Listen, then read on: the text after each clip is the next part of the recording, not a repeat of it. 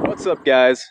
I want to thank everyone who checked out 91 Octane, and if this is your first time watching me, you're in for a little bit of a treat. I went and picked up a new car for the channel, the one we're going to focus on for our first few videos, and I brought it back, and I was kind of in a rush. I went 800 miles, hopped a plane, drove it back same day, and when I got back, I only had, like an hour to try and get a bunch of stuff done before I had to go. And but today, I want to actually do a walk around of the car. I kind of noticed that in the pictures, it looked a lot better than it really is. So yeah. So this is my brand new, very used 1995 318 Ti. Now the thing that's special about this car in particular is that it's actually a Club Sport edition. And I'm not entirely sure. I've been reading around the forums, and it looks like there was only 94 of these ever made in this Hellrot red, this light red. And I'm super stoked to find one in general because there's just not that many of them left. However, this one's in pretty rough shape. So if we go and start at the front, yeah, pictures don't really show this, but that clear coat though, it's pretty rough. However, I mean, it's all there. It's not super rusty. We got a bit of a good dent right there. This thing came with factory fog lights here and here. Definitely doesn't have those anymore. So the guy that owned this car before me, he just kind of used it as a daily, just drove it around. But supposedly, the guy he bought it from actually autocrossed this car, and he had it down in Florida. And if you look, you can see on the paint here, you can see that it's got, if you look real close, a Craftsman logo. Doesn't really show up as well on camera. And an Angel Flight decal that, if the clear coat's actually staying on from where those stickers were at, and a Deutschland Funk. I mean, this guy is definitely into his German cars, it seemed like. So yeah, so the paint, definitely not 10 out of 10. Maybe like negative 10 out of 10. He made some interesting choices. The roof here is not supposed to be black, and if you can tell, it's got these nice spray paint or roller lines. You know, that definitely shouldn't be a thing. And he also spray painted the wheels black, which it looks all right on this one, although I'd prefer if he'd have just left the actual alloy. I mean, these are legit BMW wheels, and I don't know if they're really worth anything, but man, he could have just left it alone, because this is what happens when you don't do it right. They chip and they look nasty, and you'll never get them back to the original coating, because if you got to take the paint off, it's just going to make a mess. Also, this isn't actually rusted through yet, but it's definitely bubbling the paint here. We got more clear coat, a little bit of rust here coming through. Tiny little crack in my tail light. Walking around the vehicle though, it's got some good things about it too. Guy has put on a full Stromung exhaust, which I think sounds pretty sweet. It's got a kind of big tip on that sucker that sticks out a ways, but pretty cool. Also, if you haven't noticed, the BMW badges are not on the car. However, I do have them, so I'll be wanting to put those back on as soon as I can. Other things on the exterior, tiny little rust bubble here. You know, these tires are absolutely garbage. Those are definitely going to be one of the first things to go. But it does have some cool stuff, like it's got the M badging on the little trim pieces on the side. It's actually got the exact same mirror as an E36 M3, so it's got that in common with the actual M3, because the Club Sport's actually a M Technic or an M Sport 318, but it was made in only 1 or 2 months in '95, dealer only. Definitely got a little bit of a dent in the fender. Don't know who did that. But so that's the outside.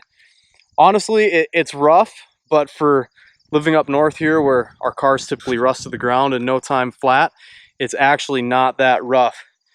But getting to the inside, any of you that watched my first video know that I had to do a little duct tape on the window because, yeah, so these gears right here are all stripped out. The gear teeth on the motor are stripped, the gears here are stripped.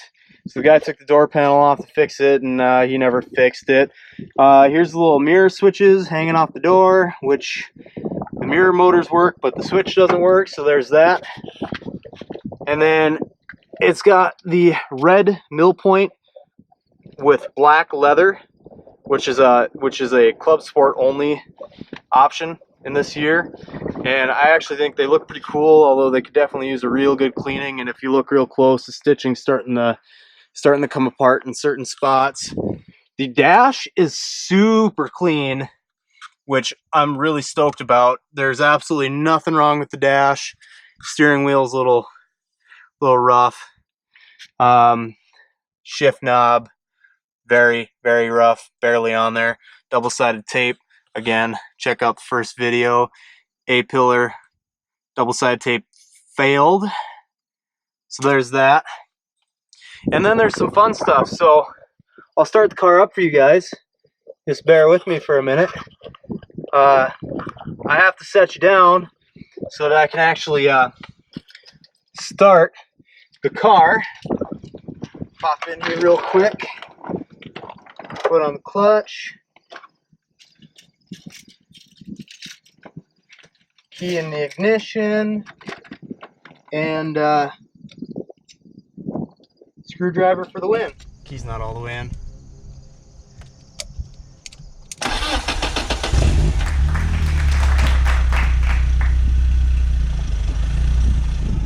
Yeah, so like I said, that is not ideal.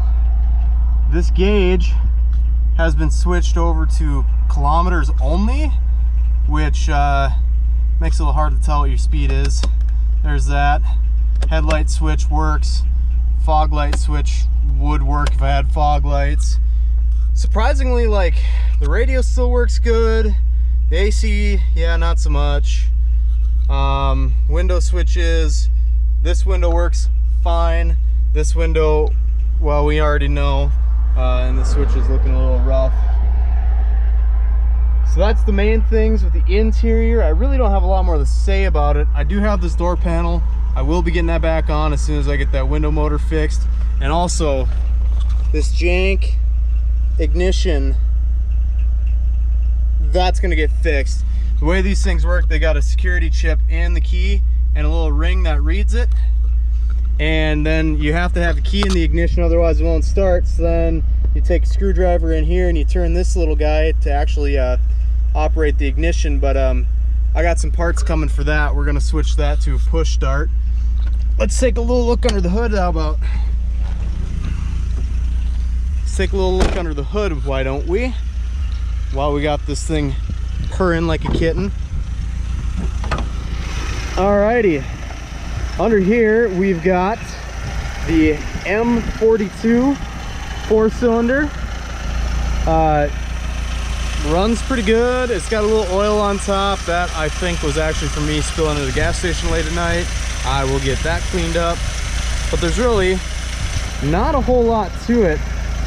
I mean, the guy who had it with racing, or was doing autocross with it, he did put supposedly a light and flywheel in it. And being that this is the Club Sport, it came with the right package, and it's actually got a factory limited slip in the rear end, so we can spin some tires. I guess that's well, I'll show you the back a little bit. I really don't want to. It's pretty ugly, but yeah, I've got stuff thrown in here. This is all from filming, and also from that trip I grabbed a quick toolkit, and there's some extra fluids and stuff. This piece, the little thing, the little cover that hides your hatch or hides your luggage in your hatch, that doesn't really sit on here anymore, and somebody hot wired speakers into it. Guy said the speakers came out of like a 72 or a 74 Corvette. I don't know. More power to them, I guess. whatever he liked. It's my car now, so we're gonna change that. Oh, I didn't even notice this. There's a little hatch bulb that actually works. That's kind of cool. All right, I guess that leaves me. That's all I really got for the walk around. I'm gonna try and get a couple of B-roll shots for you guys, and hope you guys like, subscribe, let me know anything else you want to see, and we're gonna start working on this car really soon. All right, see you guys.